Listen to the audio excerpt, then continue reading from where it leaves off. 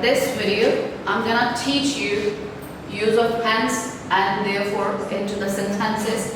Let's talk about first hence. Hence is used to show a result or consequences. It's a connector and it means that for the reason or as a result. इस वजह से या as a result इसके नतीजा में hence हम use करते हैं, right? Example sentences हैं the road were flooded.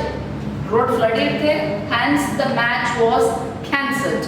उसका रिजल्ट क्या हुआ? मैच जो है वो कैंसिल कर दिया गया. Second sentence is she was ill. वो बीमार थी, hence her absence from school. So it's used mainly in formal, informal. कहाँ पे इस्तेमाल किया जाता है इसको? Formal writing में, and often sounds more academic. और ये academic sound करता है. Therefore हम use करते हैं to show a logical conclusion or result. It means for that reason or consequently, right? The example sentence is the evidence was clear. Evidence clear थे, therefore the jury found him guilty. The second sentence is she studied regularly, therefore she passed the exam.